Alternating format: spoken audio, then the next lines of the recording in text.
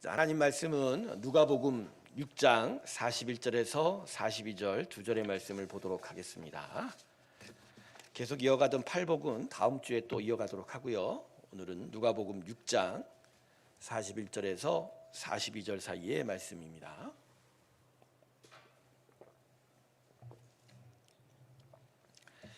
자, 찾으셨습니까? 우리 같이 짧으니까 한 목소리로 읽을까요? 시작.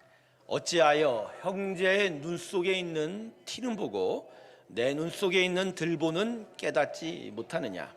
너는 내 눈 속에 있는 들보를 보지 못하면서 어찌하여 형제에게 말하기를 형제여 나로 내 눈 속에 있는 티를 빼게 하라 할 수 없느냐? 외식하는 자여 먼저 내 눈 속에서 들보를 빼라. 그 위에야 내가 밝히 보고 형제의 눈 속에 있는 티를 빼리라. 아멘. 오래전에 선배 목사님의 책꽂이에 꽂힌 얇은 책 속에 있는 그 내용의 줄거리가 됩니다. 소묘를 아주 뛰어나게 잘하는 독일의 젊은 여류 화가에 대해서 한 미술평론가가 다음과 같이 신문에 비평을 실었습니다. 이 젊은 여류 화가는 뛰어난 재능을 가지고 있고 그녀의 작품들은 많은 호감을 불러일으킨다. 그러나 아쉽게도 그것들은 깊이가 없다. 신문에 실린 이 비평을 들은 여류 화가는 깊은 충격과 함께 고민에 빠지게 되었습니다. 비평가가 말한 그 깊이에 대한 고민을 거듭하다 보니까 온몸이 떨려서 더 이상의 작품 활동, 붓을 들어 물감통에 넣을 수조차 없게 되었습니다. 이때부터 이 젊은 여류 화가는 자신의 모든 관심과 수고를 깊이를 찾는 데 쏟아부었죠. 하지만 이 젊은 여류 화가는 그 깊이를 계속 알지 못하게 되었고 그래서 점점 비통한 마음에 빠져들게 되었습니다. 결국 그녀는 자신을 자학하고 폐인처럼 살다가 높은 방송톱에 올라가 뛰어내려 죽게 됩니다. 그러자 이 젊은 여류 화가가 자살하여 죽었다라는 소식을 접한 그녀의 작품에 깊이가 없다고 비평했던 그 평론가가 다시 다음과 같이 신문에 글을 썼습니다. 결국 비극적인 종말의 씨앗은 그녀 개인에게 있는 것 같다. 자신을 향한 무자비한 그 기피에로의 강요로 그녀는 자신을 망쳐버렸다. 이상의 줄거리는요, 그 유명한 소설이에요. 이 파크리트 디스칭트가 쓴 기피에로의 강요라는 이 단편 소설의 줄거리인데, 이 한 비평가가 자신을 돋보이려고 했던 그 말 한마디에 이 젊은 여류 화가의 소중한 목숨이 사라져 버렸다라는 아주 깊이 있는 내용이 이 소설, 짧은 단편 소설의 줄거리가 되겠습니다. 저는 이 책 속에서 자를 들고 다니는 우리들의 모습을 좀 살펴봅니다. 여러분, 이게 뭐지요? 이게 자죠. 자. 다들 집에 하나씩은 다 갖고 있죠. 아이들 키우는 집에는 뭐 자가 있을 것입니다. 자, 이 자는 사물의 크기를 측량하는 매우 중요한 도구가 됩니다. 우리에게 많은 필요한 물건들이 만들어지기 위해서는 이 자를 통하여 정확한 수치가 계산돼야만 합니다. 그런데 문제는 이 자가 사람을 향하게 되면 안 된다는 거예요.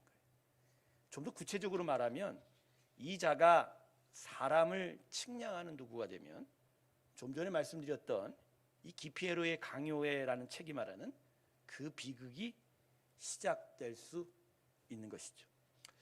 성도 여러분, 우리에게 혹시 이런 모습이 있지는 않나요? 우리 눈동자에 혹시 눈금이 새겨져 있는 건 아닌가요? 그래서 눈에 보이는 것 모두에 대해서 눈금으로 측량하려고 하는 우리의 모습은 있지 않나라는 것이죠. 어쩌면 눈동자에 눈금이 그려져 있는 것이 아니라 우리 마음에 눈금이 새겨져 있는지도 모르는 것이죠. 예수님의 양부였던 요셉은 목수였습니다. 그래서 아마도 예수님은 양부인 요셉으로부터 목수일을 배웠을 거예요. 그래서 본격적으로 복음을 선포하시기 전까지 나사렛에서 예수님의 직업은 목수였습니다. 그래서 이제 예수님께서 오늘 본문을 말씀하시면서 일종의 작업 용어를 사용하고 계세요. 그 용어가 바로 41절에 서로 대비되어 사용되는 단어인 티와 들보라는 단어입니다. 우리가 이 본문을 읽을 때 이 티를 어떻게 생각하고 있지요? 아주 작은 입자로 이해하고 있다는 거예요. 예수는 본문에서 티를 말할 때 나무를 톱질할 때 생기는 아주 작은 부스러기로 말하고 있는 거예요. 그러니까 작은 먼지라는 의미가 아니라 여기서는 티는 어떤 거라고요? 톱질하게 되면 톱밥이 날리죠. 그 톱밥의 작은 알갱이를 뭐라고 얘기한다? 바로 티라고 이야기하는 거죠. 그리고 본문에 실린 들보는 뭐죠? 집을 지을 때 아주 기본 구조물로 세워지는 어떤 지붕을 얘기하는 거죠. 큰 가로대나 세로대를 가리키는 것이죠. 그래서 본문에서 사용하는 비유의 초점은 티와 들보가 서로 비교가 되는 크기냐라는 거예요. 비교가 되는 크기냐. 티와 들보는 그 크기나 그 가치에 있어서 서로 비교가 될 수 없는 것들이에요. 티는 아주 작은 거지 않습니까? 기껏해야 사용한다면 나무의 틈새 막는 데나 좀 사용할 것이죠. 별로 가치가 없어요. 이에 반하여 들보는 아주 큰 뿐만 아니라 그 가치가 아주 중요한 거죠. 집을 사용할 때, 집을 지을 때 이 들보가 없으면 집을 지을 수 있습니까? 없습니까? 없어요. 그 크기에 있어서 서로 비교가 될 수 없다라는 것이죠. 그런데 예수님께서는 비판하는 자의 허물과 비판을 받는 자의 허물의 크기를 비교하시면서 그 크기를 티와 들보로 비교하고 계시다라는 거죠. 즉 이 부분을 자세히 파악을 해야 오늘 본문의 의미가 분명하게 드러난다라는 것입니다. 41절에서 예수님께서 비난받는 자의 눈에 들어가 있는 것을 뭐라고 비유하셨죠? 티라고 부른 거죠. 여러분, 이건 아까 제가 티에 대해서 얘기했듯이 비난을 받는 자의 허물은 아주 사소하고 작은 거라는 거예요. 그리고 여기 또 하나의 의미도 숨겨져 있는데, 이건 목수님이 예수님이셔서 어떤 집을 짓는 경험으로 이야기를 하신 거예요. 그 허물은 그 사람의 인생에 집을 짓는데 별 지장이 없는 아주 사소한 거라는 것을 또 내포하고 있는 것이죠. 여러분, 톱밥 정도의 허물이 묻어 있다고 건물 세워지는데 무슨 큰 지장이 있겠습니까? 반면에 예수님은 비난하는 자의 눈에는 뭐가 들어가 있다고 얘기하시죠? 들보라고 비유하셨어요. 이건 비난하는 자의 허물은 정말 크고 의미가 있다는 거죠. 문제가 심각하다는 얘기죠. 그리고 여기도 또 하나의 의미가 숨겨져 있는 것은 이 허물은 인생의 집을 짓는데 매우 심각한 문제라는 거예요. 중요한 기둥에 문제가 있으면 인생이라는 집 짓는데 정말 어려움을 겪게 된다는 것이죠. 그래서 여러분, 이 41절의 말씀은 서로의 눈에 같은 허물이 있는데 왜 서로가 비난하느냐, 이 정도 수준에서 이해할 게 아니라는 거예요. 오늘 제가 여러분과 함께 말씀드리고 싶은 게 바로 이 부분입니다. 서로가 같이 허물을 갖고 있는데 왜 그렇게 비난을 할까? 우리는 본문 말씀을 그렇게 이해하면 잘못된 거예요. 오늘 본문은 그렇게 이야기하고 있지 않다는 거예요. 그래서 오늘 42절의 말씀을 좀 더 무게감 있게 받아들여야만 합니다. 42절에 예수님이 말씀하신 걸 다시 한번 제가 읽어드릴게요. 너는 내 눈 속에 있는 들보를 보지 못하면서 어찌하여 형제에게 말하기를 형제여 나로 내 눈 속에 있는 티를 빼게 하라 할 수 있느냐. 여러분, 이 42절 상반절의 말씀을 단순하게 받아들이는 게 우리입니다. 서로 같은 허물을 가진 자로서 서로 비난하지 말라라는 거죠. 하지만 예수님께서 오늘 본문에서 말씀하는 건 결이 다른 의미예요. 다음과 같이 말씀하는 거죠. 자신은 자신의 인생의 가장 큰 장애가 되는 허물을 가지고 있으면서 어떻게 사소한 허물을 가진 다른 사람을 비난할 수 있느냐라는 거죠. 비난하는 너희가 문제가 더 심각하다. 비난하는 너희의 허물이 더 크다. 그래서 너희는 비난할 자격조차가 없다. 지금 이렇게 예수님이 말씀하시는 거예요. 근데 사실 이 41절 상반절까지의 말씀을 읽게 되면 우리에게 어떤 찔림도 있겠지만 나름의 질문도 반대로 생기게 되죠.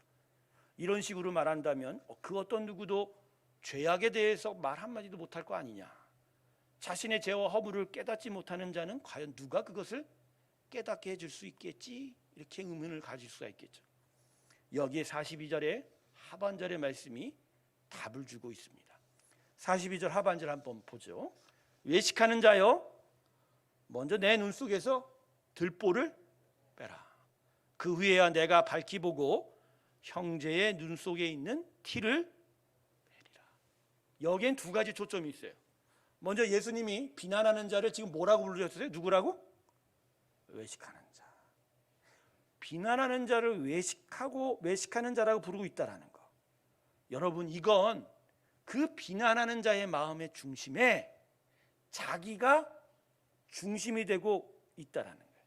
즉 자기의 판단, 자기의 생각, 자기의 가치관, 자기의가 있어서 자기를 드러내고자 지금 다른 사람의 눈에 티를 비난하고 있다라는 거예요. 결국 이 사람은 누구를 위한 사람이에요? 정말 비난하는 자의 그의 삶의 어떤 허물을 고쳐주려고 하는 마음이 아니라 자기가 잘났다고 하는. 아까 제가 서두에 말씀드렸던 그 짧은 단편 소설의 그 비평가가 깊이가 없다라는 말을 왜 했을까요? 너무 뛰어난 예술 작품을 그 젊은 여리화가가 그렸지만 무언가 자기가 돋보이려면 그래도 뭔가 유식한 말은 하나 비평문에 실어야 되니까. 그러니까 갖다 붙인 거지. 사실 그 여류 문화 작가의 그림에 깊이가 없을까요? 그렇지 않다라는 거죠.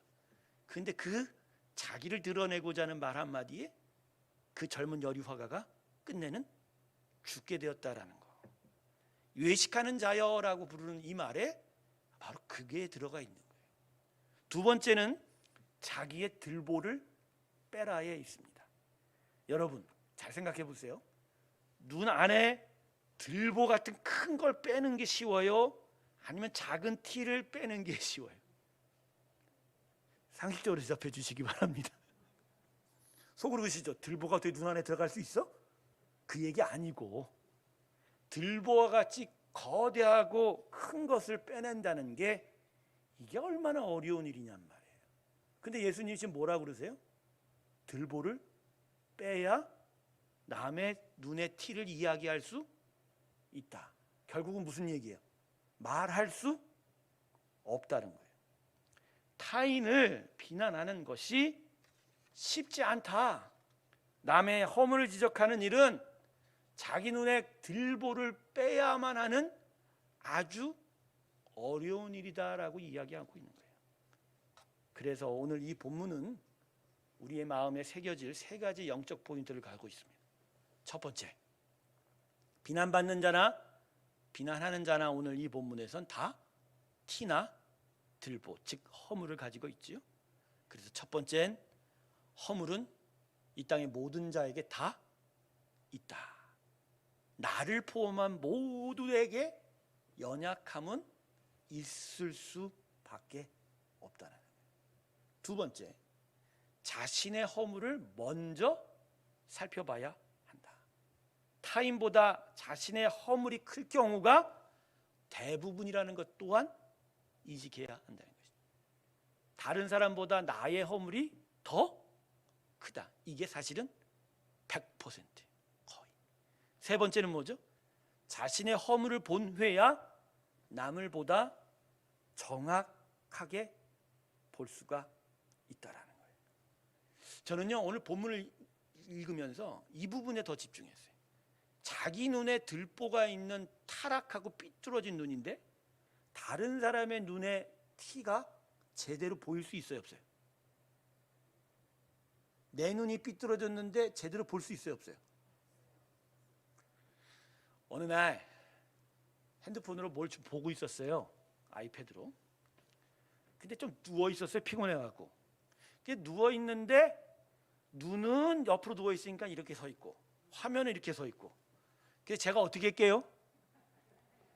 화면을 기울여 눈대로 모든 걸 보고 싶어하는 우리 안에 그 큰 들보가 다른 자 세상을 삐뚤어 볼 수밖에 없는 결과가 아닌가.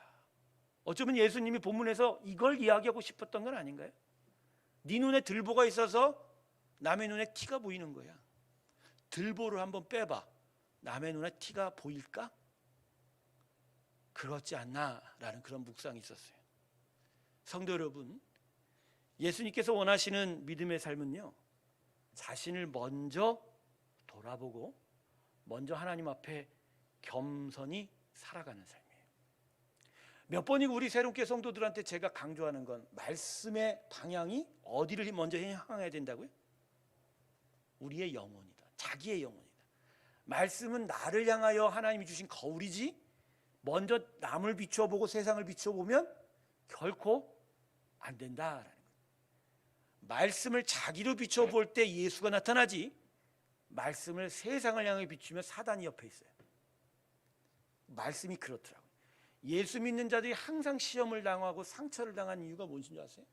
말씀을 자기한테 먼저 디미는 게 아니라 남한테 먼저 디밀어요. 그런데 거기는 누가 있다고요? 사단이 존재. 말씀을 내가 먼저 비추어 보면 예수님이 계셔서 날 도와주시는데, 말씀을 타인에게 비추어 보면 거기에 뭐가 있어요? 사단마귀의 역사가 생긴다라. 우리들 대부분의 모습은 근데 그렇지가 않은 것 같아요. 이렇게 자를 들고 다니는, 제가 스스로 생각해서 야, 우리 눈에 눈금이 새겨져 있다라는 거, 제가 생각해도 참 내 마음에 깊은 깨달음을 주셨던 것 같아요. 여러분의 눈과 우리의 심령이 작아 있으면 이거 진짜 큰일 납니다. 저 산에 핀 아름다운 꽃조차도 뭐로 봐요? 저 몇 센치야? 크기가 어떻게 돼? 그래서 저 아름다움의 원형이 얼만큼 뒤떨어지나? 이걸 볼 거라는 거예요. 있는 그대로의 아름다움을 전혀 발견할 수 없어요. 왜? 눈금대로 봐야 되니까. 눈금대로 봐야만 하기 때문인 거죠. 왜 우리는 이런 모습일까요? 그건 우리 안에 아담과 하와가 취하였던 선악과 나무가 여전히 우리 안에서 자라고 있기 때문입니다. 말씀 한 구절 볼까요? 자막에 창세기 3장 5절 자막이 있습니다. 우리 같이 한번 볼까요? 시작. 너희가 그것을 먹는 날에는 너희 눈이 밝아져 하나님과 같이 되어 선악을 알 줄 하나님이. 뱀의 유혹을 받아 선악과를 취하게 된 아담, 그 아담의 동기가 뭐죠? 본문에 적혀 있는 대로 하나님과 같이 되고자, 밝히 보고자 했기 때문인 거죠. 여러분, 왜 아담이 하나님과 같이 보고자 했을까요? 그건요, 하나님과 같이 자기 마음대로 판단하고 마음대로 결정하고 싶었기 때문입니다. 그래서 선악과를 먹으면 선과 악을 아는 밝히 하는 힘을 가져서 만물을 마음대로 판단하고 다스릴 줄 알았기 때문인 거죠. 그런데 아담은 먹어야 할 과실을 잘못 선택했죠. 에덴 동산에 수많은 나무 과실 중에서 대표적으로 두 개가 심겨져 있죠. 먹지 말아야 될 선악과와 장차 아담이 완전한 은혜를 입어 먹을 수 있는 생명나무. 아담은요, 생명나무 먹었어요. 왜냐면요, 생명나무를 먹어야 완전한 선악의 지혜에 다다를 수 있는 거예요. 선악과는 하나님의 최종 판단의 권위를 걸어놓은 나무예요. 그 어떤 피조물도 건드려서는 안 돼. 그건 그냥 하나님 권위 그 자체예요. 거기에 선악의 힘이 있지 않아요. 여러분, 아담 안에 무언가를 판단하고 결정할 수 있는 힘은 그의 안에 뭐가 들어가 있어요? 생기가 들어가 있잖아요. 성령이 들어가 있잖아요. 근데 그 성령이 영원한 생명을 받아 완전하게 자랄 때 비로소 하나님을 닮아가게 될 것이고, 그래서 하나님의 선악의 지혜를 다 취할 수 있게 되는 거예요. 근데 아담이 착각한 거예요. 하나님의 권위를 건드린 거지 선악의 힘을 얻을 수조차 없는 선악과를 잘못 건드려 버린 거예요. 결국 아담에게 나타난 게 뭐예요? 생명나무로 생명을 얻기는커녕 선악과 먹어서 징계받아 그 안에 불완전한 선악과, 즉 선과 악을 제대로 판단할 수 없는 잘못된 지식만 갖고 있어서 스스로가 부끄러운 것을 느낄 수밖에 없는, 자기의 죄책감에 시달릴 수밖에 없는, 그래서 불안하고 두려울 수밖에 없는 그 마음을 계속 가지고 있었다는 거예요. 그러니 타락한 인생의 심령에는 기본적으로 눈금이 있는 거예요. 왜? 자기가 정말로 안전해지려면 센치를 재야 돼. 나보다 큰지, 나보다 강한지, 그래서 보기에 나보다 작으면 내가 이기는 거고 나보다 크면 깎아내려야 되고, 그래서 자기의 안전을 확보하고자 하는 그 선악과의 기제가 자기 마음의 눈금으로 나타날 수밖에 없다는 거예요. 여러분, 이게 흔히 사람들 사이에 남자들, 한국 남자들은 뭐 나타나는 줄 아세요? 한국 남자들은 조금만 알게 되면 뭐부터 물어보는 줄 아세요? 뭐부터 물어보는 줄 아세요? 나이부터 물어봐요. 나이 왜 물어보죠? 서양 사람들은 나이 절대 안 물어봐요. 물어볼 이유조차 없어요. 그걸 왜 물어보냐고 그래요. 근데 한국 사람들 나이 왜 물어봐요? 도토리 키 재기하는 거지. 눈금으로 재는 거야. 너 나보다 짬밥이 몇 년이나 닿냐 이거야. 나이가 안 되면 이제 군대통 기수. 그러니까 세상에서 자기의 크기 가지고 항상 재. 자기가 회사 부장이면 이사 이상 된 사람은 힘들어. 그러니까 과장 차장은 마음이 편한 거예요. 내가 돈이 이 정도 있으면 이 정도에 비해서 사람을 판단하게 되는 것이죠. 왜요? 내가 살아야 하니까. 그게 안전한 줄 아는 거예요. 지금 우리 안에는 두 나무가 자라고 있어요. 선악과 나무와 생명나무라는 거예요. 그런데 정말 감사한 건 타락한 우리 심령에, 우리가 얼마나 타락했음에도 불구하고 하나님 우리를 사랑하셔서 우리 안에 뭘 주셨어요? 예수님을 통해서 생명이 다시 들어오기 시작했습니다. 할렐루야. 그래서 다시 우리 안에 선악과만 있었는데 생명나무가 심겨진 거예요. 그래서 우리 영이 살아서 점점 자라고 있죠. 근데 그게 이전부터 있었던 나의 선악과와 계속 싸우는 거예요. 그러니까 어떤 때는 성령에 의하여 은혜로 바라보다가도 어떤 때는 선악과 때문에 자를 들고 자꾸만 크기를 재려고 하는, 이게 믿음을 가지면서 가지게 되는 우리 안에 갈등이 된다는 것입니다. 성도 여러분, 믿음의 삶이라는 건 선악과를 버리고 생명나무를 세워가는 겁니다. 뭘 버리고요? 선악과를. 어떤 나무? 생명. 믿음은 그래서 선악과를 포기하고 생명나무를 선택하는 지혜와 힘이 되는 것입니다. 우리가 우리 영혼의 이 나무들에 어디에 물을 주느냐에 따라서 우리의 인생의 결과는 달라질 거예요. 우리의 마음에 심령이 여전히 심겨진 옛 선악과 나무에 물을 줘보세요. 자신의 눈금의 만족을 채우기 위하여 진짜 기가 막힌 비극적인 일도 나타날 수밖에 없다는 것입니다. 그러나 생명나무에 물을 줘보세요. 자신의 영이 활기차게 살 뿐만 아니라 그 영의 활력과 생명을 인하여 죽어가는 영혼도 살리는 진짜 복된 일이 우리 가운데 나타나게 되는 것이죠. 사랑하는 성도 여러분, 우리의 입으로 해야 할 일이 그래서 세 가지입니다. 첫 번째, 먹는 일입니다. 우리의 입으로 첫 번째 뭘 해야 된다고요? 먹는 일. 어떤 걸 먹어야 돼요? 어떤 걸 먹어야 돼요? 지금 음식 얘기했어요? 영의 자랑과 건강을 위하여 하나님의 말씀을 우선적으로 먹으시길 주님의 이름으로 축원합니다. 그러나 육체로도 살기에 건강한 육체를 위해서도 건강한 음식 먹는 일도 바로 입이 해야 할 우선적인 역할일 거예요. 두 번째는 우리의 입으로 해야 될 일은 기도하는 일입니다. 기도하시길 주님의 이름으로 축원합니다. 하나님의 다스림과 은혜가 우리를 다스려 가도록 우리의 입술이 무엇보다 해야 할 일은 뭐죠? 하나님께 기도하는. 말을 해도 누구한테 먼저 하라고요? 하나님한테. 우리는 너무나 말을 하고 싶어서 옆에 누구만 앉아 있으면 말을 하려고 그래요. 이건 나이가 들면 더 심해지더라고요. 그죠? 외롭죠. 그런데 그 외로움을 먼저 어디에 풀어야 돼요? 하나님한테 풀어야 돼요. 먹고 두 번째 뭐 한다? 기도한다. 마지막 세 번째는 뭐죠? 믿음을 세우는 말을 하셔야 돼요. 믿음을 세우는 말. 첫 번째, 자기 자신에게 자기의 허물과 실수를 자꾸만 저주하고 자책하지 마세요. 그 때로는 자기를 세우는 교만도 하지 마세요. 그저 내가 하나님의 사람임을 확신하는 믿음의 말을 자기한테 하세요. 자기를 이름을 부르면서 복님아, 너는 하나님의 사람이야. 하나님의 사람이야. 하나님의 사람이야. 하나님의 사람이야. 그것을 계속 이야기해요. 생명으로 살지어다. 생명으로 살지어다. 믿음으로 살지어다. 믿음으로 살지어다. 근데 우리가 얼마나 자기 자신에게 저주합니까? 뭔 일만 있으면 죽겠네 그래요. 그죠? 그죠? 우리 입에, 한국 사람의 입에 붙어 있는 게 뭐라고요? 죽겠네. 난 그러면서 죽는 사람 한 명도 못 봤어. 진짜 한 명도 못 봤어. 죽겠네. 사실은요, 죽겠네 죽겠네를 제가 20대 초중반, 중반 후반에 너무 많이 하고 산 사람이에요.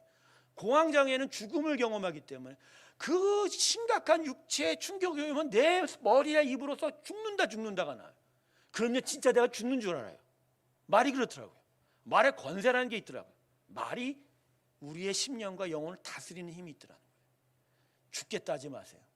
여러분의 영혼이 죽습니다. 살겠다 하십시오. 살았는 줄로 믿습니다.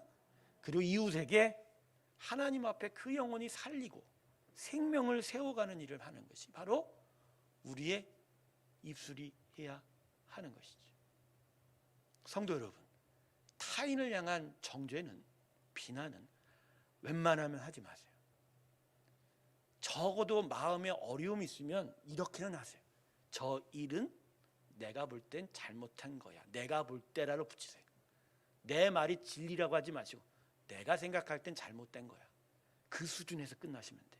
근데 내 판단이 그렇다는 거지 하나님이 또 진리가 그렇다면 내가 고칠 수 있다는 의미까지 들어가 있는 거예요. 그 일이 잘못된 적도만 얘기하세요.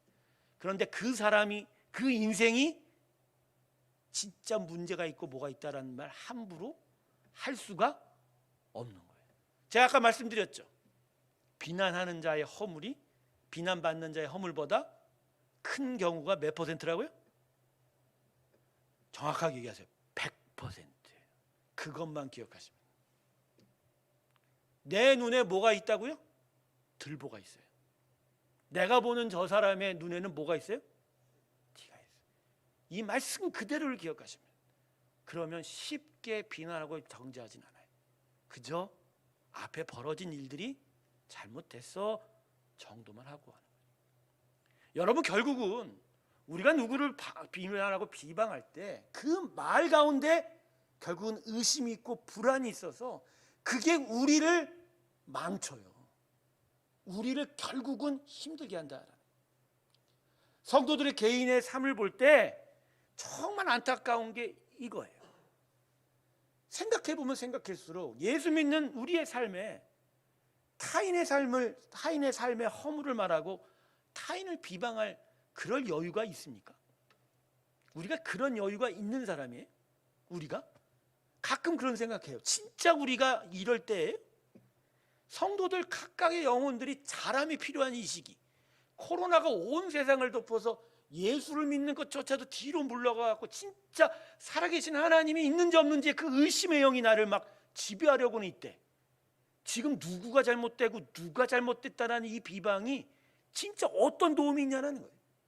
지금은 자신의 믿음을 세워야 되고 하나님의 믿음의 역사를 바라고 간구하는 일이 가장 우선적입니다. 할렐루야.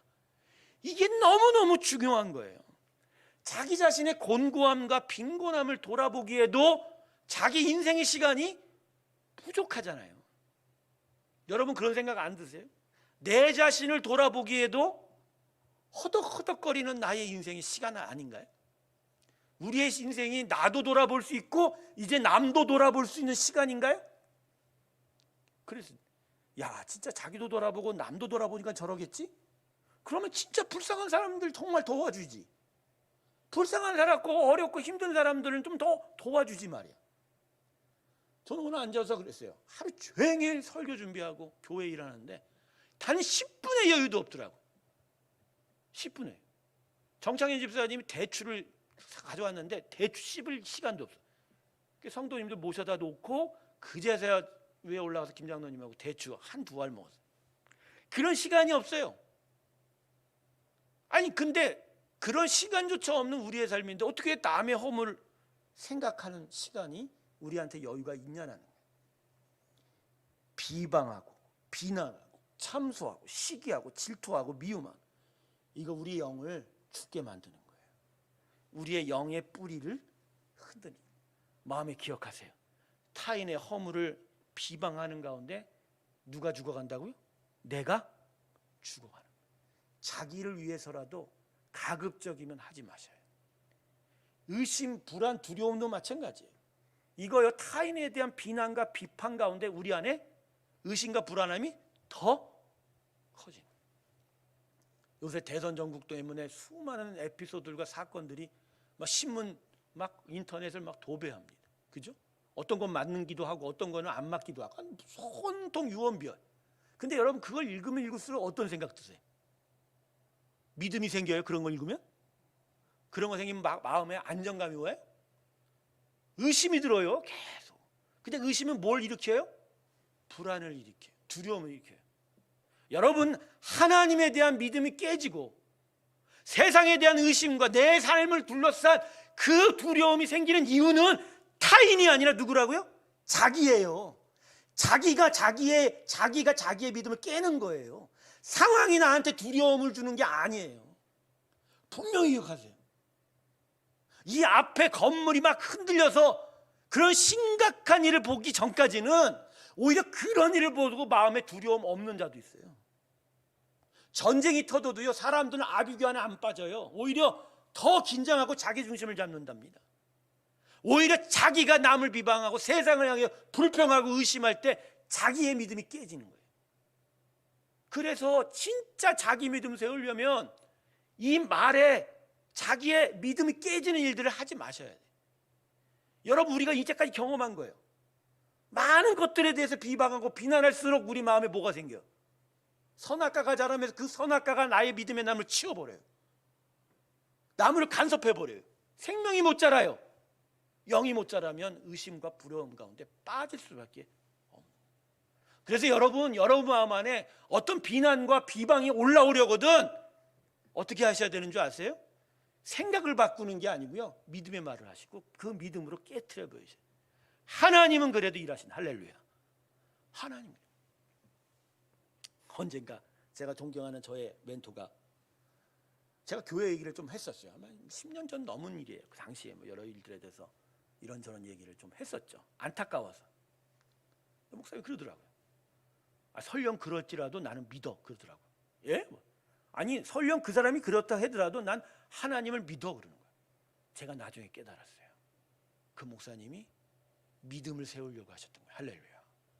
사람에 대한 비난, 비방 할 수 있죠. 그러나 그걸 통해서 자신 안의 믿음이 깨지기를 원치 않았던 거예요.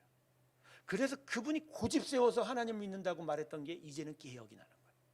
그분은 사람의 허물 다 용서하고 관대함을 보이는 거예요. 중요한 건 하나님이 우리 안에 무엇을 세우려고 하시는지 거기에 집중하고 그것을 계속 키워나가는 것이 하나님의 기쁨이라는 걸 깨닫게 된 거예요.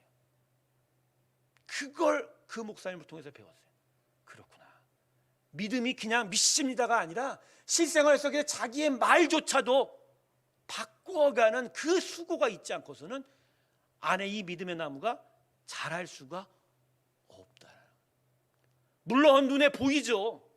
잘못한 일들 보이고 부패한 일들이 보이고 깨져가는 일들이 보이죠. 그렇다고 그 부패하고 깨져가는 일들 앞에서 자기가 의심을 들고 내 안에 임한 하나님의 나라가 무너져갈 수는 없는 거 아니에요. 그러려면 이 안에 뭐가 있어야 돼? 더더욱 그로 말미암아 우리를 엄습하는 의심과 두려움을 깨트리는 믿음이 있어야 되죠. 맞죠? 그러려면 결국은 우리 안에 뭘 바라봐야 돼요? 믿음의 역사가 있어요. 믿음의 말로 우리 자신을 격려하고 위로해야 하는 것이죠. 할렐루야. 믿음의 말들이 여러분을 지배하시길 주님을 축원합니다. 그래서 진짜 믿습니다가 중요한 거예요. 말끝마다 붙이는 그런 추임새가 아니라 어떤 상황 속에서도 나는 하나님을 믿습니다. 난 하나님을 신뢰합니다. 그 믿음의 말조차도 믿음의 고백으로 우리에게 하나님의 놀라운 역사를 이루어 갈 줄로 믿습니다. 교회 공동체를 볼 때도 마찬가지예요. 분별 없는 타인에 대한 비방과 비난은 긁어내야 될 누룩이에요. 왜냐하면 누룩은 전염력이 강해요. 전파력이 강해서 온통 금세 비난과 비방으로 온 도배를 할지도 모른다. 우린 그걸 경험했잖아요. 온 공동체가 비난과 비방과 참소로 걸. 그게 어디서부터 시작됐어요? 그게 근거가 있어요? 완전히 누룩이에요. 근데 그 누룩이 어디서부터 나타났냐고요. 공동체가 그걸 막아낼 힘이 없어. 믿음이 없으니까. 그게 안타깝고 그게 아픈 거예요. 그게 바로 새로운 교회가 세워진 또 다른 이유 중에 하나예요. 하나님의 은혜의 일들이 진짜 온전하게 세워질 그 새로운 공동체를 만들어요. 여러분 잘 생각해 보세요. 타인에 대한 비방과 비판이 공동체의 기둥을 흔들어요. 들보를 흔들어 버려요. 티 하나 잡겠다고 들보를 흔들어 버려요. 근데 그 들보가 무너지면 결국 그 공동체에 있는 내가, 우리가 그 무너진 들보에 깔리겨 죽게 된다는 거예요. 우리는 한 치 앞도 보지 못하는 거예요. 무엇이 선이고 무엇이 하나님의 기쁨이고 무엇이 하나님의 영광인지를 우리가 진짜 영적 분별을 하고 나가야 한다라는 것이죠. 마지막으로 아까도 말씀드렸던 질문 하나가 있죠. 그러면 우리가 말 안 하면 죄와 허물을 가진 깨닫지 못하는 자는 어떻게 깨닫게 해줄 수 있죠? 여러분 걱정하지 마십시오. 우리 하나님이 깨닫게 하십니다. 할렐루야. 우리 하나님이 하시는 거예요. 여러분이 아무리 도시락 싸들고 수백만 금을 들여서 저 사람 고치겠다고 해도 사람 고칠 수 있을 것 같아요? 없어요, 여러분. 절대로 안 돼요. 근데 누구는 하실 수 있어요? 하나님 하실 수 있어요. 예수의 십자가만이 우리를 고쳐줄 수 있다는 거예요. 그래서 죄와 허물을 깨닫게 하는 건 첫 번째가 말씀과 성령님입니다. 할렐루야. 그래서 이것을 위해서 우리가 먼저 기도해야 하는 거예요.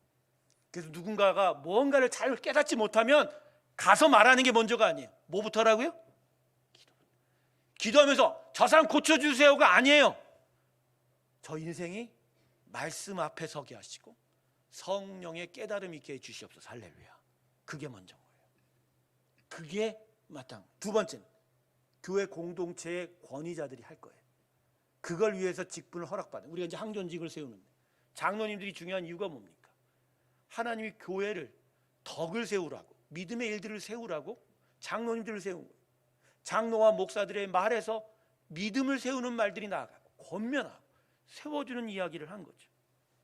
특별히 말씀을 수종하는 목회자와 성도들을 살펴야 할 장로들이 바로 이 일도 책임질 수 있어요. 이걸 위해서 여러분 또다시 기도해 줘야 돼요.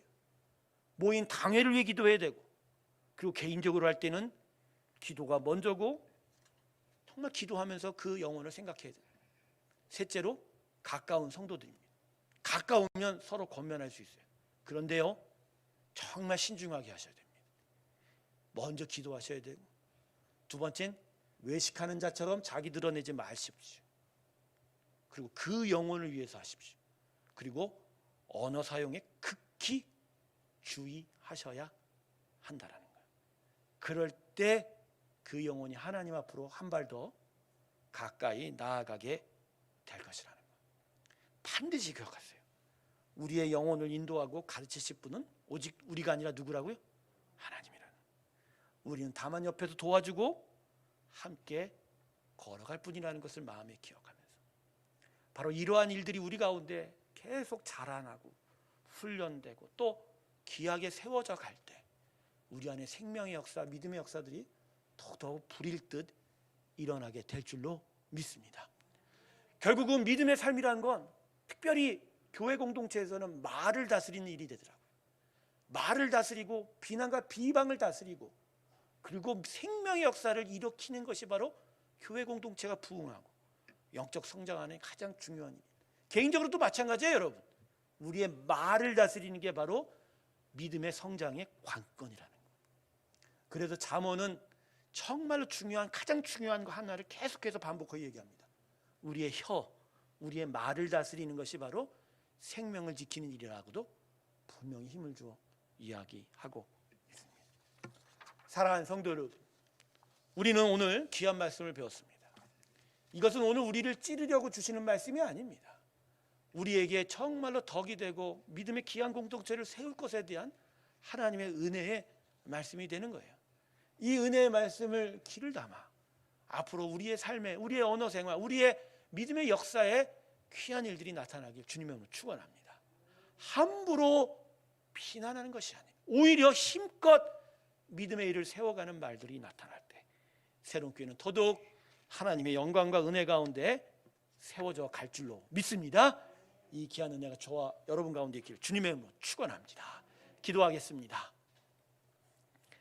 하나님, 저희는 온 공동체가 말에 의하여 비방과 비난과 참소에 의하여 깨져가는 것을 경험한 자들입니다. 그 안에 우리 누구 모두도 다 실수하고 허물 가운데 있었습니다. 하지만 하나님이 우리를 부르시고 새로운 믿음의 일들을 일으키시고자 이 교회, 이곳에 새로운 교회를 세워주셨습니다. 그래서 새 영, 새 마음을 허락하시고 그 입술조차도 새롭게 변모되기를 하나님이 원하시는 걸 깨닫게 됩니다. 하나님, 오늘 말씀이 우리 마음에 귀하게 새겨지게 하여 주시옵시고 우리가 이 말씀으로 찔림을 얻을 때 오히려 더더욱 생명의 역사를 향하여 힘껏 달려가는 하나님의 귀한 은혜 받게 하여 주시옵시고 우리가 비난과 비방하는 그 시간에 오히려 믿음을 세우고 성도들 격려하고 사랑의 말을 함께 나누게 하여 주시옵소서. 그래서 서로가 가지고 있는 그 티와 허물들 다 용서하고 용납하며 오히려 정말로 귀한 믿음의 역사를 세워가는, 공동체를 세워가는 귀한 일들이 나타나기를 소망합니다. 설립 1주년을 맞이해서 오늘 이 말씀을 함께 성도들과 나누었습니다. 주님, 우리 가운데 지났던 역사들을 되돌아보면서 우리 안에 어떠한 일들이 있어야 되는지를 다시 한번 기억하기를 원합니다. 말의 역사가 우리 공동체를 망쳐가게 하지 말게 하여 주시고 말씀의 다스림이 나타나게 하여 주시옵시고 말씀의 역사들이 성도의 심령 가운데 있게 하여 주시옵시고 그 심령, 그 성도마다 하나님의 말씀에 풍성한 은혜가 가득하게 하여 주셔서 서로가 서로를 세우고 서로가 서로를 안아주고 서로가 서로를 용서하고 서로가 서로를 귀하게 사랑하는 귀한 공동체가 되게 하여 주시옵소서. 우리 모두 다 부족합니다. 하나님, 우리 모두가 다 연약합니다. 하지만 하나님이 뜻을 주셔서 우리 모두 다 용서하시고 이곳에 새롭게 모이게 하셨사오니 하나님의 귀한 나라를 다시 세워 주시옵시고 주님의 뜻하신 바의 귀한 영광을 이루어 주시옵소서. 그래서 하나님, 우리 가운데 하나님이 시작했던 그 의의 역사, 지난 1년 동안, 아니 그 넘어서에서부터 시작된 의의 역사들이 열매를 맺어가도록 하여 주시옵소서. 그래서 새로운 교회 되게 하여 주시고 하나님이 기뻐하고 사용하시는 귀한 교회 되게 하여 주시옵소서. 깨달음이 있게 하여 주시옵소서. 성령의 감동 가운데 함께 하여 주시옵소서. 주님의 주장을 있게 하시고 우리의 마음을 온전하게 인도하여 주시옵소서. 새로운 교회 성도들을 축복하여 주시옵소서. 이제 설립 1주년의 기념 행사가 앞다가오고 있습니다. 함께 기도도 하고 함께 찬양도 하며 함께 하나님 앞에 기쁨의 행사도 올려드릴 때인데 무엇보다 먼저 감사의 예배가 있게 하여 주시옵시고 하나님의 뜻을 분별하여 주의 기쁨을 향하여 비전과 꿈을 얻고 가게 하여 주시옵시고 지난날의 허물과 실수를 내려놓고 새 영, 새 마음으로 주 앞에 달려가는 저희들이 되게 하여 주시옵소서. 먼저 11월 7일에 있을 항존직 선출 가운데 함께 동행하여 주시옵시고 우리가 눈금으로 판단하는 시간인 하나님이 판단하여 세우신 것을 확인하며 함께 환호하며 기도하고 축복하며 은혜로 세워가는 믿음의 역사가 되게 하여 주시옵시고 이러한 귀한 일들이 계속 새로운 교회에 뿌리 내려가게 하여 주셔서 건강한 교회, 기쁜 교회, 하나님의 영광이 드러나는 교회로 주님 세워 주시옵소서. 천출 과정까지의 그 모든 일들 가운데 주님 섭리하여 주시옵시고 세워진 후보나 함께할 우리 모두가 기쁨으로 그 모든 행사를 준비하게 하여 주시옵소서. 11월 14일 날 설립 1주년의 행사를 맞이합니다. 함께 기도하고 예배하며 주께 영광 돌리기를 원합니다. 감사의 제물들이 넘쳐나게 하여 주시옵시고 하나님을 향한 사랑의 고백이 넘쳐나게 하여 주시옵시고 여기까지 우리를 인도한 하나님께 영광 드리는 귀한 예물들이 있게 하여 주시옵소서. 거기 자리에서 하나님을 향하여 더더욱 자신을 드리는 헌신들이 있게 하여 주시고 또 다른 한 해, 또 다른 10년, 또 다른 100년을 향하여 믿음의 고백들을 하는 귀한 자리 되게 하여 주시옵소서. 이 행사를 위하여 준비하는 모든 성도들을 축복하여 주시옵시고 모든 새로운 교회 성도들 가운데 하나님의 기쁨이 충만하게 되게 하여 주셔서 이 귀한 자리 가운데 하나님의 영광이 나타나게 하여 주시옵소서. 우리 안에 오늘도 동행하여 주시니 감사합니다. 감사합니다. 다가오는 주일 예배도 주께서 역사하여 주시옵시고 은혜의 자리, 믿음의 자리, 생명의 역사하는 귀한 자리 되게 하여 주시옵소서. 이제는 우리 주 예수 그리스도의 은혜와 하나님 아버지의 놀라우신 사랑과 성령의 교통하심이 믿음의 덕을 세우는 말을 통하여 하나님께 영광 드리며 기쁨의 백성 되기를 주 앞에 소원하며 나아가는 하나님이 기뻐하는 새로운 교회 성도들의 심령과 그들의 일상의 삶의 터전들 위해 지금부터 영원토록 함께 하시기를 간절히 축원하옵나이다. 아멘.